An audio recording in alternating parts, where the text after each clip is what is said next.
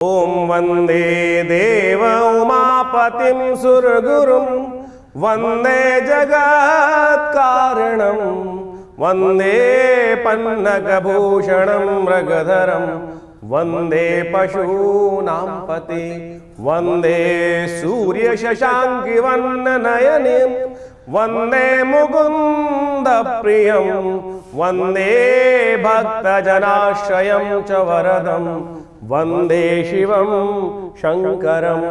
17 तारीख सोमवार का अवसर, पंचमी तिथि विद्यमान है। ग्रह परिवर्तन की तरफ तेज गति से भाग रहे हैं। सुबह थोड़ी हल्की जरूर दिखाई देती है, स्वास्थ्य पे हो चाहे कैसी भी हो, लेकिन आने उसके बाद समय परिवर्तन करने की तरफ बहुत तेज गति से जाएगा और कुछ नई सूचना, नई हिम्मत, नया कोई परिवर्तन करने का योग बनता दिखाई दे रहा है। इस दिन नाग पंचमी भी है। हो सके तो भगवान शंकर का सुंदर सोमवार है, तीसरा सोमवार है भगवान सावन का, तो ऐसे में कोशिश करें भगवान का सुंदर पूजन करने का प्रयास कीजिए। भगवान का सुंदर पूजन कर कर हो सके तो उनका अभिषेक करने का प्रयास करें। आपकी राशि के दृष्टिकोण से सुगंधित द्रव्य से, भगवान का सुगंधित गंधोदक से, त्र्यंबकम यजामहे सुगंधिम पुष्टिवर्धनम उर्वारुकमिव बंधनान् मृत्योर्मुक्षीमामृता, इस मंत्र का स्तवन करते हुए भगवान का अभिषेक करने से बहुत सुंदर रहेगा, कल्याण के योग बनेंगे। तो सूर्य का परिवर्तन जो 17 अगस्त को होने जा रहा है बहुत महत्वपूर्ण है। सूर्य अपने घर में प्रवेश कर रहे हैं और अपने घर में जब सूर्य आते हैं तो उस घर को बढ़ाने का प्रयास करते हैं।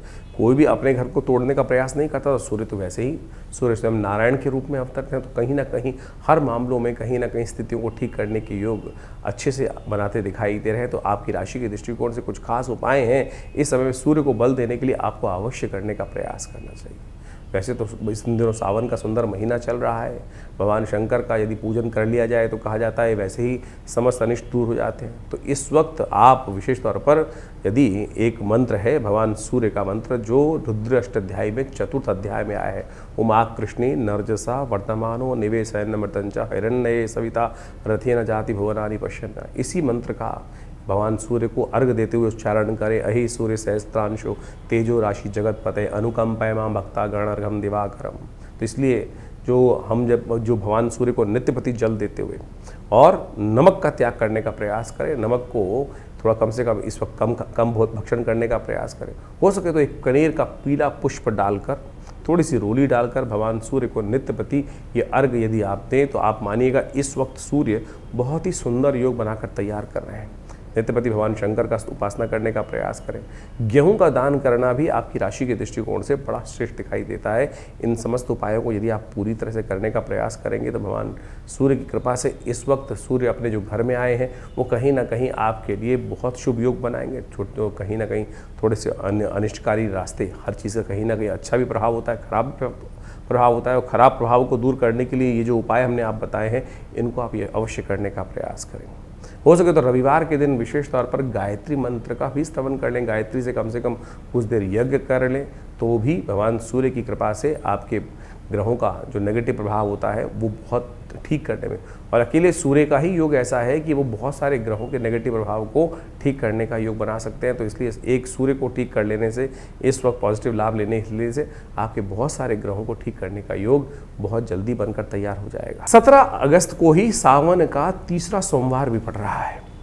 सावन का महीना भगवान शंकर का महीना माना जाता है और सावन के महीने में अनेक प्रकार के पुण्य कार्य करने का शास्त्रों में वर्णित है। चतुर्मास भी आरंभ चल रहा होता है और ऐसे में भगवान शंकर भगवान विष्णु जो हैं शेषशय्या पर विश्राम करने चले जाते हैं। सत्ता जो है शिव के हाथ में आ जाती है और कहा जाता है भोले भंडारी जो है वो जल से ही प्रसन्न हो जाते हैं। एक लोटा जल ही भगवान को अर्पित कर दिया जाए तो पत्रम पुष्पम फलम तो यब, जैसे भगवान ने गीता में कहा ना कि जो जल भी अर्पित कर देता है कुछ और नहीं तो उससे ही भगवान की कृपा प्राप्त करने के योग बन जाते हैं। तो आप बड़ी श्रद्धा के साथ इस वक्त हो सके तो भगवान शंकर का जितना अभिषेक कर सकते हैं हर रोज़। भगवान शंकर को क्या प्रिय है, देखिए शास्त्र में अनेक वर्णित पाते हैं क्या क्या करना चाहिए, किस प्रकार से भगवान को प्रिय करने का योग बना सकते हैं, भगवान को प्रसन्न करने का। कहा जाता है कि भगवान शंकर को जो प्रसन्न करना हो तो भगवान शंकर को आपको क्या अर्पित करना चाहिए, एक लोटा जल अर्पित करने से भगवान प्रसन्न हो जाते हैं। भगवती दुर्गा को प्रसन्न करने के लिए उनको आभूषण उपस्थित करना चाहिए। भगवान विष्णु को यदि प्रसन्न करना चाहें तो सेवा भाव, श्रीहरि सेवा से प्रसन्न होते हैं, तो जितनी सेवा करेंगे तो भगवान शंकर को तो एक लोटा जल ही कोशिशें करें, लोटा जल भगवान को अर्पित करने का प्रयास करें और भगवान को प्रसन्न करने का सुंदर रास्ता बन जाएगा। विवेकानंद योगाश्रम में इस सावन के तीसरे सोमवार पर भी वैसे तो नित्य प्रति चल ही रहा है, रुद्राभिषेक बड़ा विशाल कार्यक्रम किया जाता है। सब लोग मिलकर भगवान शंकर के विभिन्न शिवलिंगों पर भगवान का अभिषेक दूध से, जल से, घी से, पंचामृत से, भस्म से, तिल से, भंग इत्यादि समस्त प्रकार से सुंदर रूप से रुद्राष्टाध्यायी का पाठ करते हुए किया जाता है। आप भी इस दिन सादर आमंत्रित हैं। अपने नाम से, अपने द्वारा या किसी शुद्ध ब्राह्मण के द्वारा, व्यवस्था है बहुत सारी रहती हैं।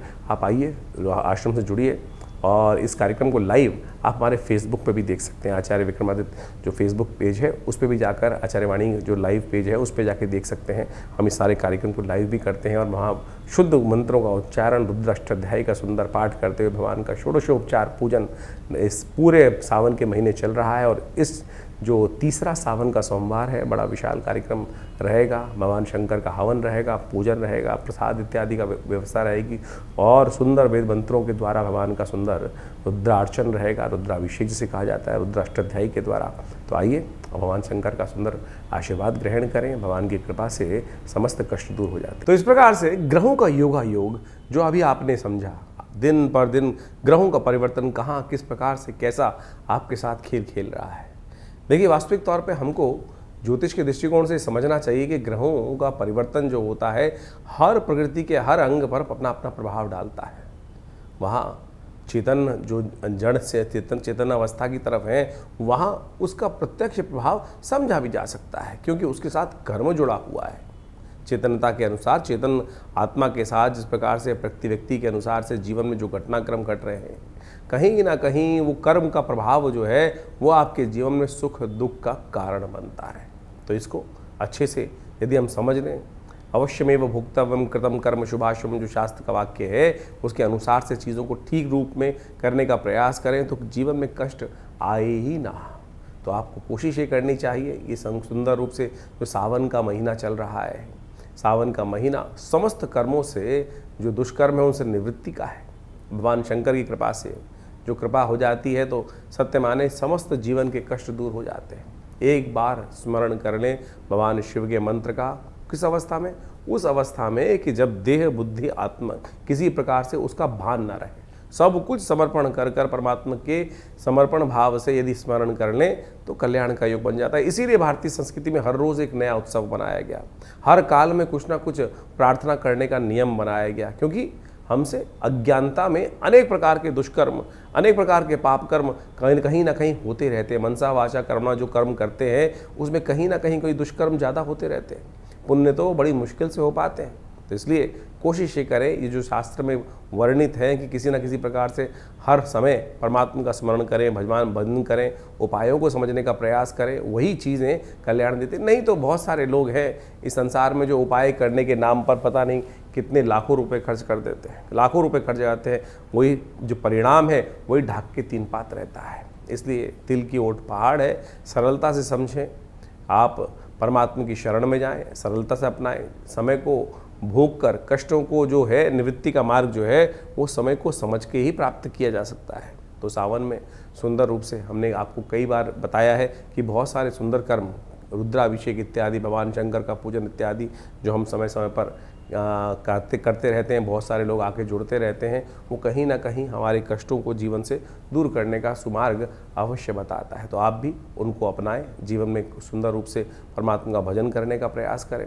अभी सावन चल रहा है, सावन के मध्यकाल में कई सारे ग्रह योग बनने वाले हैं, कई सारे ग्रह परिवर्तन की तरफ गए हैं, वो आपने सब समझा। तो कोशिश ये करें, जो सावन में सोमवार के सुंदर तिथि में परमात्मा का भजन करें, रुद्राभिषेक करें। बहुत सारे प्रत्यक्ष कर्म हैं। अभी कुछ दिन पूर्व एक व्यक्ति हमारे से मिलने आए जो जन्मपत्री दिखाने के लिए, कुछ कष्ट था जीवन से, में नहीं सुलझ रहा था कारण, तो हमने उनको एक शास्त्र के अंदर एक बहुत सुंदर कर्म बताया गया है जिसको लघु रुद्र कहा गया है।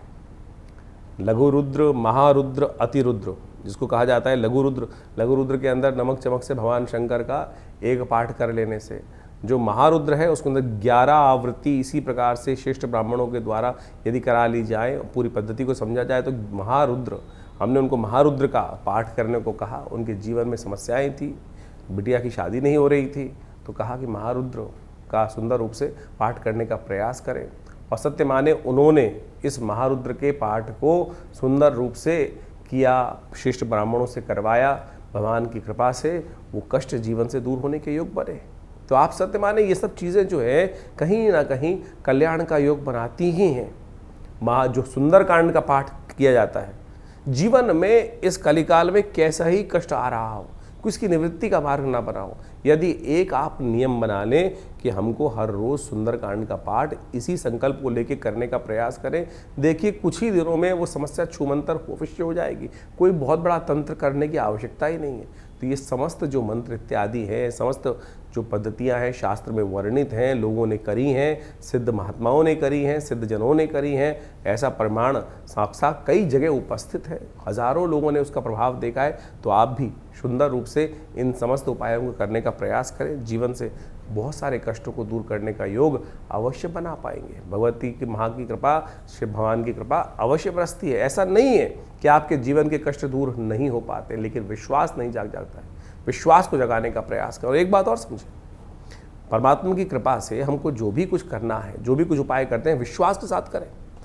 कष्ट है, सारी समस्या केवल इसी बात में है कि वो विश्वास दृढ़ नहीं हो पाता है। विश्वास, समर्पण, दृढ़ भाव चाहिए। यदि समर्पण दृढ़ भाव से होगा तो आपके जीवन से, जो परमात्मा की कृपा से, वो समस्त कष्ट अवश्य दूर होने के योग बन जाएंगे। तो इसी प्रकार से आप समझें, सुंदर सावन का महीना है, भागता चला जा रहा है, कुछ काल बाकी है, तो कोशिश करें इस काल में परमात्मा का सुंदर भजन करें। हमारे यहाँ हर रोज़ नित्यपति रुद्राभिषेक का सुंदर कार्यक्रम चल रहा है। शाम के समय नित्यपति रुद्राभिषेक चलता है। सोमवार के सोमवार बड़ा विशाल कार्यक्रम होता है, तो आप सब उसमें सम्मिलित हो सकते हैं। इसके अलावा हर मंगलवार को सुंदरकांड का कार्यक्रम चलता ही है। तो कोशिश ये करें भगवान का सुंदर भजन यथाउचित भाव से करने का प्रयास करें। कि कोई भी भजन, कोई भी परमात्मा का नाम किसी भी अवस्था में लिया जाए, कभी निष्फल नहीं जाता, अपना प्रभाव सदा उत्पन्न करके जाता है। ये ऐसा एक परमात्मा का भजन करने का जो कर्म है, वो कभी निष्फल नहीं होता। आपने नग पहना, कोई और उपाय किया, कभी वो अच्छा करेगा, कभी वो खराब भी कर सकता है, लेकिन परमात्मा का भजन, मंत्र जप, ये सब ऐसी चीज़ें हैं कि सदा अच्छे के लिए, कल्याण के लिए भी, दुष्कर्म को काटने का काम ही करेगी। तो इसीलिए इस सत्य को समझ के हमें कार्य करने का प्रयास करना चाहिए।